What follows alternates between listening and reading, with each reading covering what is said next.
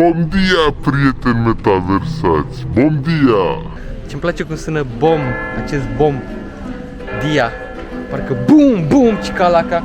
Da, suntem în a doua zi aici, în Porto, bineînțeles.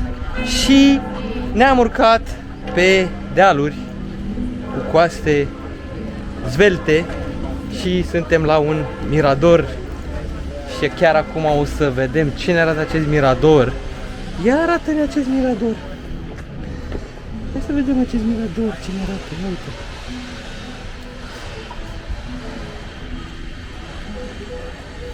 Vremea e superbă și azi, 20 de grade cu plus, nu cu minus. Soarele pe cer, noi pe pământ. Goblinii, hobiții și alte creaturi, printre care și oamenii răi, sub pământ. Iar ce avem în față aici e super. La umbra nucului bătrân cântă un om bătrân la o chitară bătrână.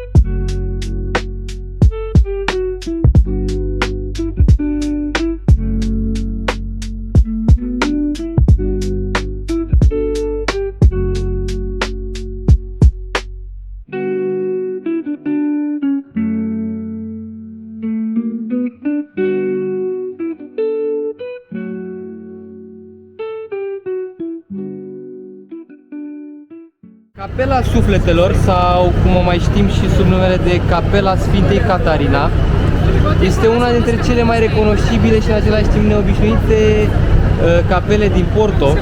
Ceea ce o face atât de neobișnuită și interesantă sunt pereții exteriori care sunt acoperiți de plăci de faianță, așa cum se poate vedea, vopsite astfel încât să prezinte diverse evenimente biblice.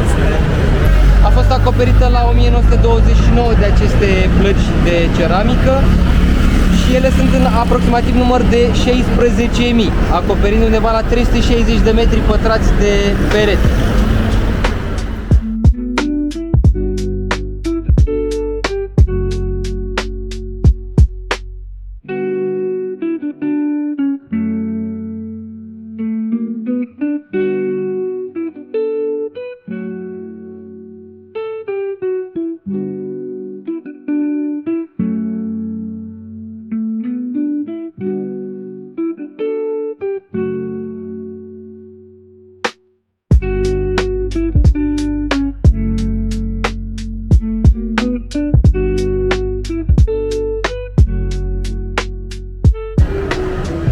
Mercado do Bolhao, piața din Bolhao, fructe, legume, fructe uscate de feluri, mâncare, toate pentru toți. Dar super curat, super elegant, wow! Wow! Wow!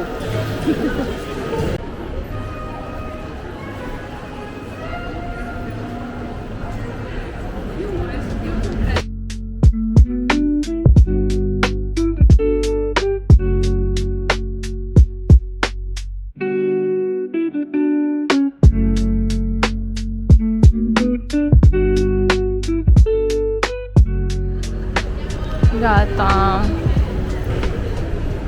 Ne-am oprit la o mică gustărică chiar în fața Mercado do Bolhao, la cofetăria do Bolhao. Hai să vedem ce au aici. Eu, prezintă-le un pic, hai că vine lumea și le calcă.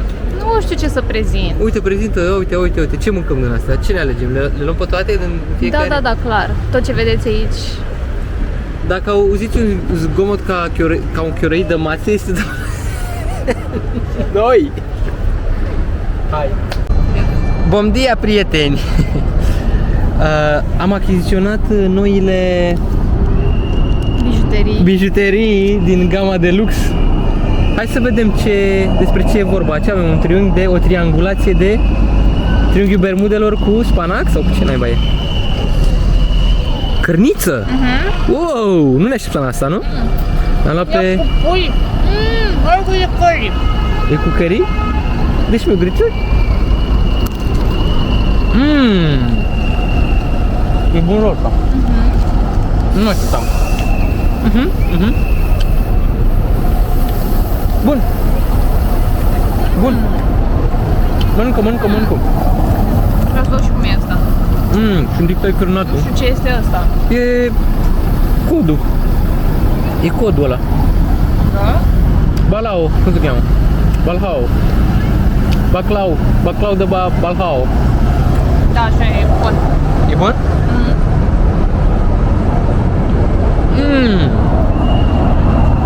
Super. Am zis să încercăm și de aici preparatele astea tradiționale și din Porto.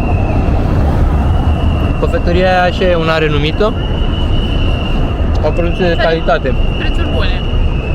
Și prețuri super bune. Chestia asta Asta super... are brânză în el. Am dat de brânză. E cu brânză, nu?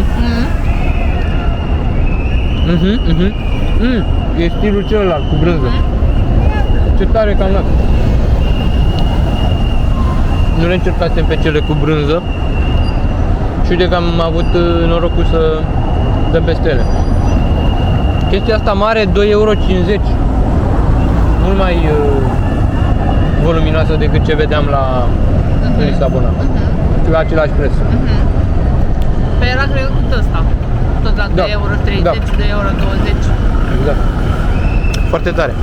Revenim și cu... ce mai avem? Și mai avem cele două bulete de... Cred că e puiul. Da, trebuie să fie un pic de cu carne de pui. Revenim și la patiseriile dulci. Luați cu pâinică. Suntem și în mijlocul unui protest. Pare să că împotriva mașinilor care circulă prin centru. Super tare. De lăudat treaba asta. Ia uite cum îi furieră. Ia uite cum scandează împotriva lor. Bravo. Și noi ne relaxăm aici frumos. Cu un croissantel, portocaliu, oranjel, gălbior. Zici că-s gălbiori, zici că-s ciuperci, știi? Ciupercile gălbiori. Au venit... Întări. Au venit doi pescăruși să ne mănânce croissantul. Cum e, mă? În stil? E bun. În stil franțuzesc? Nu e deloc în stil franțuzesc. Nu are nicio treabă. E... foarte pufos, așa e ca o brioșă. Aha. E foarte bun. Are gust de unt, Da? are gust de lapte, e gustos. Ai mai mâncat? Aș mai mânca, îmi place. Da? Gustul Și- ăsta de cocă. Și a fost destul de ieftin, nu? Cât a fost? 1 euro. Cred că 1 euro a fost. Da. Bun. Și ultimul produs de patiserie, această, nu știu ce e asta. Eu am presupus că ți l-ai dorit pentru că am crezut că... Mi l-am dorit de când eram mic, Da. sub bradul de Crăciun. M-am gândit că te gândești că seamănă cu pandișpanul ăla Da. pe care l-am luat din Da. Și cred că e cumva similar. Cred Hai de mușcă, ia. Pufos rău. Pare pufos. Aoleu. E bun rău? E super bun, zi. E pufos cum e, zi? Dar că n-a fost mai bun, dar e bun. Are cremă? Da, nu? De ou? Da, e din aia. Sau de ouă? De wow. Wow! Cremă de wow! Clar seamănă foarte mult cu ăla. Wow, ce cremă de wow! De ce bun, nu? Ia să guși. Alin, să gust și eu și mănâncă jumătate de... Rechinul, asta gustă rechinul. Să gust și eu. Super gustos. Super gustos, super delicios. Și foarte ieftin. 1,20 €, ceva de genul.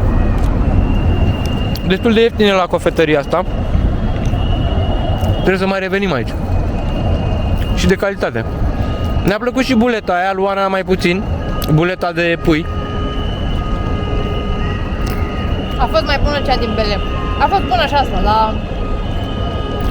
Probabil mi-ar fi plăcut dacă nu o gustam pe cealaltă, care a fost foarte bună. Mie mi s-a părut ok și asta, parcă a avut mai multă verdeață. În orice caz, una peste alta super bune.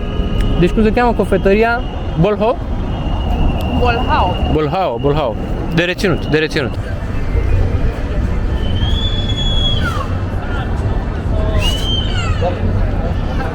Wow, ia uite ce coadă imensă la librăria asta, wow! Dar stai un pic, asta nu e orice librărie. Este librăria de unde s-a inspirat Harry Potter cu librăriile alea minunate, cu bibliotecile alea. Se cheamă librăria Lelo Bookshop. A fost construită la 1881 de către doi frați, by Lelo Brothers, José and Antonio. A devenit un punct important de întâlnire al intelectualilor în anii următori, în perioada următoare. Este de o arhitectură impresionantă și la interior și la exterior. Din păcate nu putem să filmăm la interior, că e interzis fotografiatul și filmatul, așa că ne mulțumim doar cu exteriorul. Se spune că la interior este piesa centrală este formată de o casă de scări impresionantă, care are practic două, cum se cheamă alea? Două rampe? Două rampe, exact, două rampe, care se întâlnesc undeva sus, la al doilea etaj. Cărțile sunt peste tot, inclusiv în podea. Păcat că nu putem vedea. Let's go! Ia, hai să trecem pe aici, vină încoace. Un mare glob aici.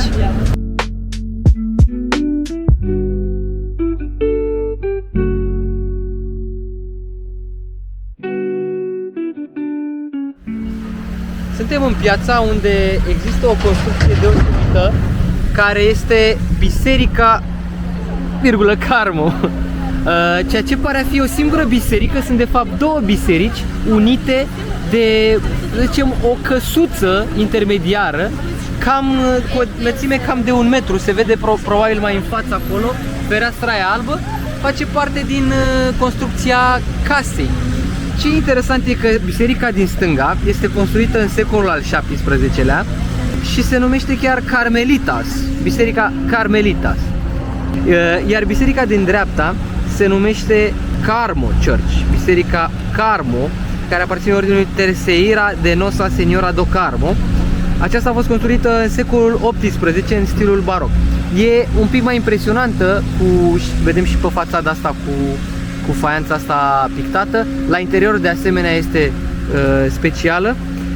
Ce mi s-a părut interesant e că de fapt ei au trebuit să construiască această casă intermediară pentru că legea nu permite ca două biserici să fie una lângă alta lipite, să aibă un perete comun. Astfel că a trebuit construit acest spațiu. Și acest spațiu mai avea și un alt scop, acela de a separa măicuțele de călugări. Căsuța a fost locuită până acum aproape 20 de ani. În momentul de față nu mai era.